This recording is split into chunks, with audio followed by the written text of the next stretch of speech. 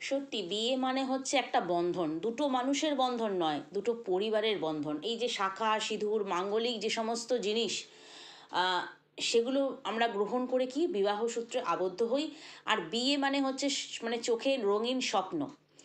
তো সেখানে বিয়ে নিয়ে যদি ভাওতাবাজি হয়, সেখানে দুটো পরিবারের মান সম্মান যেমন নষ্ট হয়ে যায়, তেমনি কিন্তু দুটো ছেলে মেয়ে যাদের বিয়ে হচ্ছে তাদেরও কিন্তু সমস্ত স্বপ্ন নষ্ট হয়ে যায়। মানে সত্যি কথা, এইগুলো যদি ওয়াইটিতে না আসতাম, দেখতেই পারতাম না, জানতেই পারতাম না। কারণ আমাদের পাড়া প্রতিবেশী বা আশেপাশে যদি হয় না, সেই ব্যাপারগুলো না চুপ চুপ চুপ চুপ থাকে। কিন্তু মানে ভেতরে ভেতরে হয়, অত কিছু আমরা জানতে পারি না। বাট ওয়াইটিতে এসে যখন একটা পরিবারের ভিডিও বা ব্লগ আমরা দেখি, তখন মনে হয় যে তাদের পরিবারেরই একজন হয়ে গেছি, বা সবটা যেহেতু জানতে পারি, তাদের কোথায় কি থাকে না থাকে, তারা কোথায় যাচ্ছে কি খাচ্ছে, সবটা যেহেতু জানতে পারি ব্লগ দেখতে দেখতে, তো তখন মনে হয় যে এরা তো পরিবারেরই আমাদের একজনের, যে তোমরা সব জানতে পারি। তো সেক্ষেত্রে এই রকমই এই যে ঘটনা, মেয়েটির বিয়ের পরেই আর সংসার করতে ইচ্ছে করেনি। হ্যাঁ, আমি কোন ভিডিওর কথা বলছি তোমরা অনেকেই চেনো, যেটা এখন সত্যি কথা বলতে মানে ইউটিউবে অনেকগুলো ভিডিও দেখছি, কদিন ধরেই অনেকগুলো ভিডিও দেখছি। মানে একটা কথা যে আজকে এতদিন শুনতাম যে পুরুষরা নাকি নারীর ওপর অত্যাচার করে, তার জন্য 498A কেস, এবং তারপরে 498A কেস কথায় কথায় লাগিয়ে দেওয়ার জন্য কিন্তু সংশোধন করে, সেটা তোমার আইনের সংশোধন করে সেটা কিন্তু একটু লঘু করা হয়েছে। আগে কি ছিল, মানে যেমন আমরা দেখেছি এর আগেও আরেক ফ্যামিলির ক্ষেত্রে, যে ধরে নিয়ে গেল, তারপরে তোমার কিছুক্ষণ অবজারভেশন রুমে বা রিজার্ভ রুমে, অবজারভেশন হ্যাঁ রিজার্ভ রুমে রাখলো, আর তারপরে যাই হোক জামিন হয়ে গেল।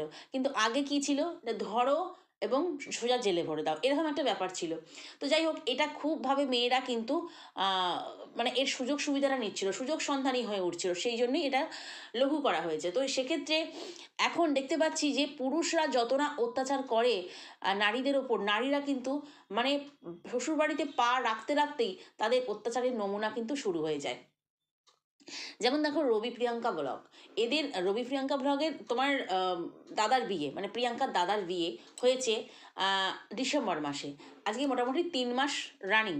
তো সেক্ষেত্রে মেয়েটি বিয়ের পরেই জানায় যে সে আর শ্বশুরবাড়ি যাবে না। বিয়ে করতে বসেও তার অ্যাটিটিউড অনেক রকমের চেঞ্জ ছিল, এবং বিয়ে করার পর যখন অষ্টমঙ্গলায় যায়, আর এবং বিয়ে হয়ে যখন আসে আর কি, তখন বলে আমি আহ, স্বামীর সাথে শোবো না, আমি আমার দিদার সাথে শোবো। দিদাকে মেবি সঙ্গে নিয়ে এসেছিল। তো দিদার সাথে শোবো, অনেকেই আছে সঙ্গে আসে, হয় ছোটরা আসে, নাহলে বয়স্ক দিদা ঠাকুমা থাকলে আসে। আমি স্বামীর সাথে শোবো না, আমি দিদার সাথে শোবো। যাই হোক, তারপরে যখন অষ্টমঙ্গলায় যাওয়া হয়, তো অষ্টমঙ্গলায় গিয়ে কিন্তু আহ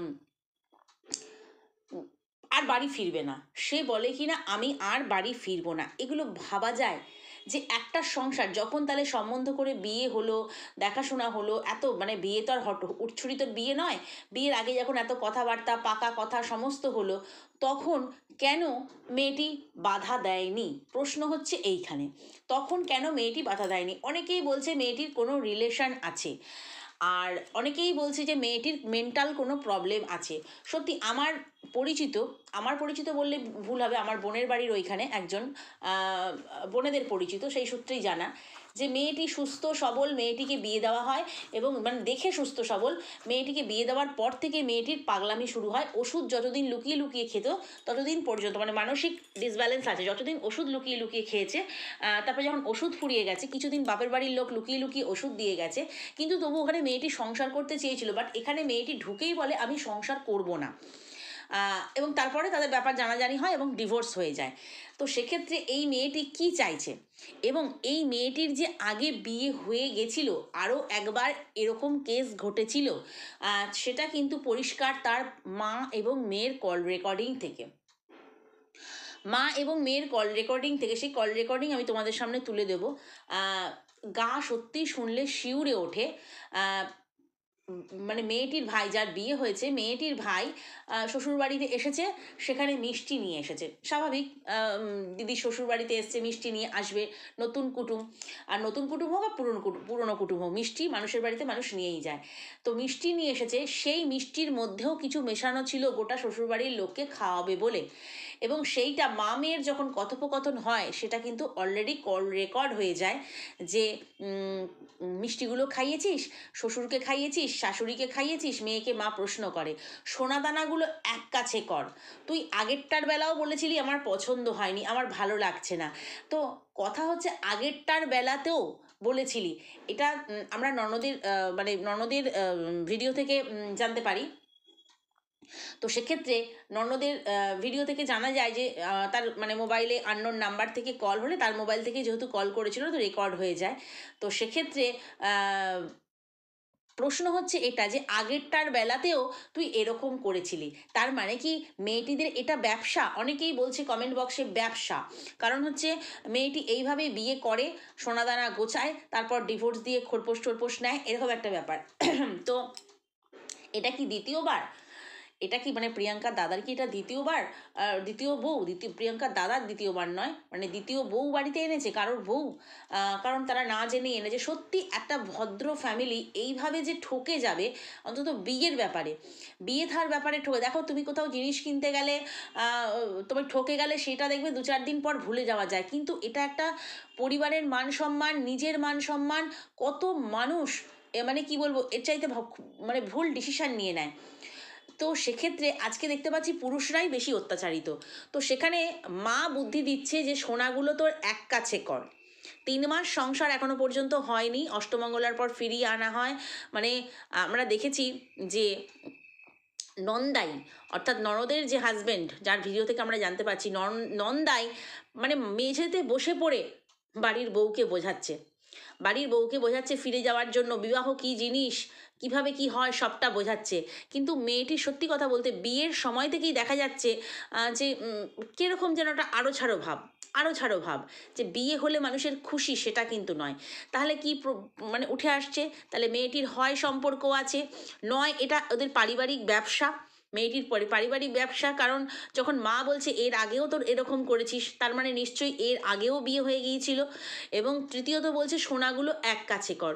কোথাও মা বোঝাচ্ছে না যে কেন সংসার করবি না, তোকে ওইখানেই সংসার করতে হবে, কারণ তোকে আমরা বিয়ে দিয়েছি, তোর ভালো মন্দ যা আছে এখন ওরাই বুঝবে, আমরা তো আছি, ওরাই বুঝবে। তাহলে তুই কেন বারবার এরকম করছিস, আগেরবারও যখন করেছিস এরকম কেন করছিস, সেইটা না বুঝিয়ে মা বলছে মিষ্টিগুলো খাইয়েছিলি, তার মানে মিষ্টিগুলোর মধ্যে কিছু মেশানো ছিল, কিছু টুকটাক মেশানো ছিল।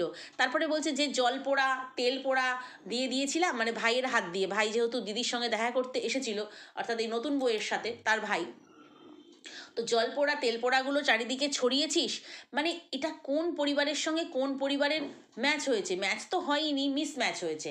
তো সেক্ষেত্রে মানে সত্যি ভাবতে অবাক লাগে যে এখন মানুষকে বিশ্বাস করা, মানে বিবাহের মতো একটা বন্ধন, একটা সম্পর্ক, সেটা মানুষ কিভাবে করবে? দেখে শুনে অ্যারেঞ্জ ম্যারেজ হলে কিভাবে করবে? তো মেয়েটির যে আগে বিয়ে হয়েছিল সেটা কিন্তু একদম পরিষ্কার। এবং এটা যে ওদের পারিবারিক ইন্ধন আছে, মায়ের ইন্ধন আছে বা বাবার ইন্ধন আছে, বাবারটা বলতে পারবো না যেহেতু মায়ের কল রেকর্ডিং শুনেছি, যে ইন্ধন আছে সেটা কিন্তু পরিষ্কার বোঝা যাচ্ছে।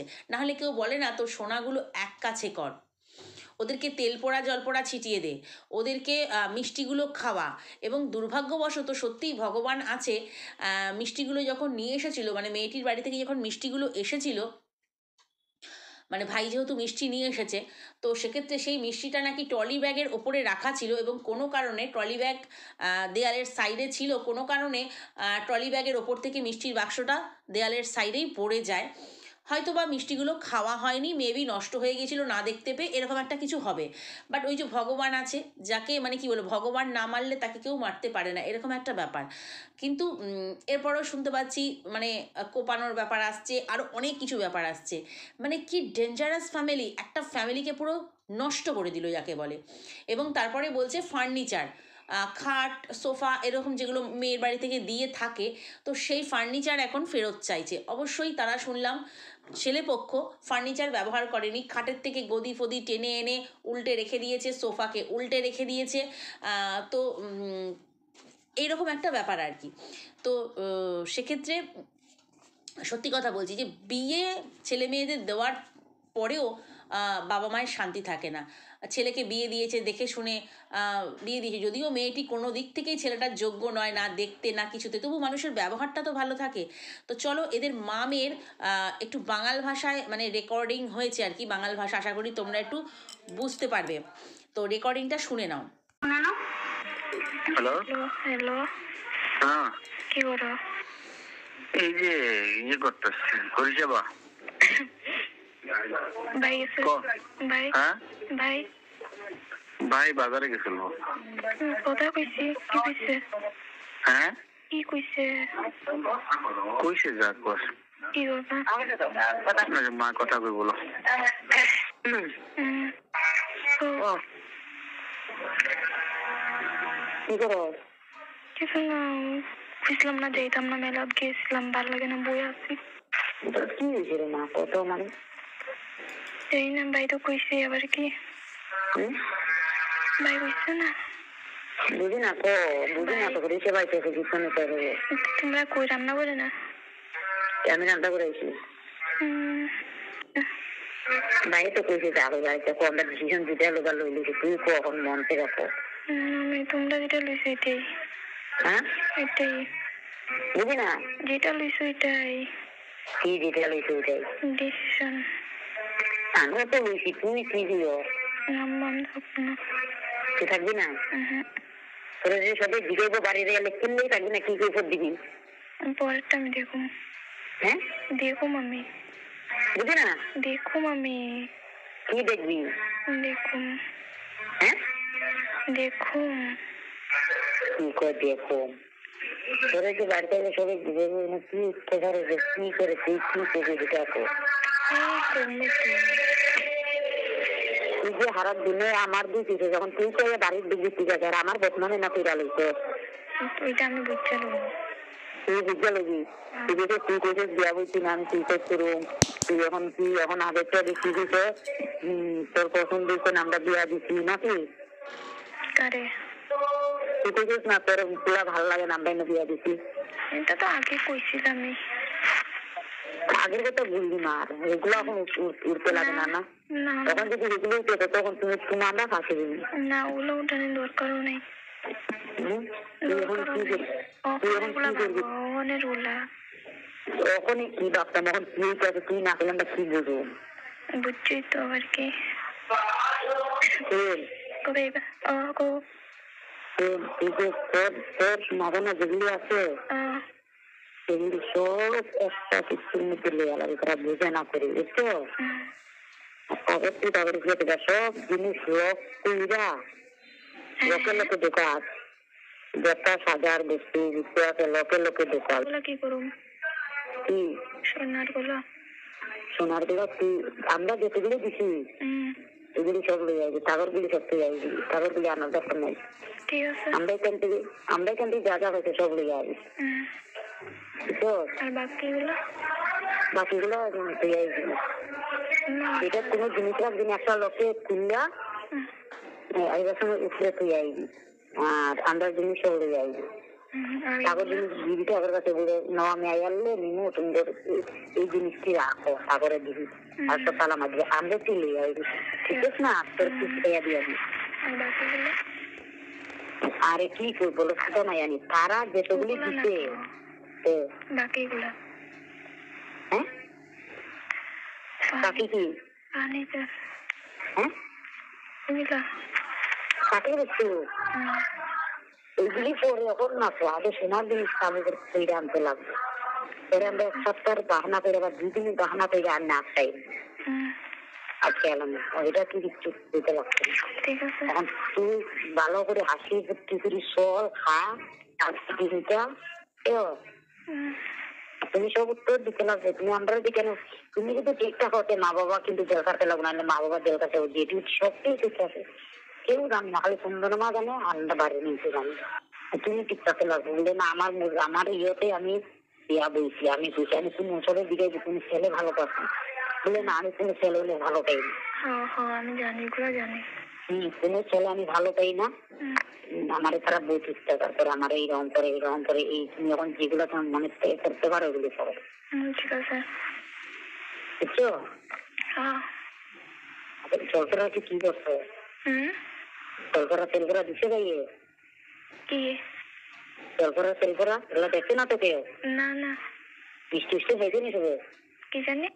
মাখাইলে তুই জ্ঞান নিজে দে, যে তুই বুঝতে দিচ্ছি না কিচ্ছু। তুই মিষ্টিগুলো খাবা, মিষ্টিগুলোর মধ্যে আমি দিচ্ছি, তুই সাগরে খাবা, তো শ্বশুরে ডাকবে, মনোদরে ডাকবে, শাশুড়ি ডাকবে, মতো সবে তুই তুই মা বাবার অপছন্দ সারা বিয়া দিছি, গতিকে তুই এরকম করতে আস, কোন ফুলারে ভালো পাস না না। সবে তুই তুই আর কাহিনী করতে আসো। রবি শঙ্করও যাতা ব্যবহার করে। দেখি আবার কেন লোকের কারণ মোবাইল দিয়ে করতে, আবার কোনো রেকর্ডিং এ রেখা দিছেনি, ঠিক না?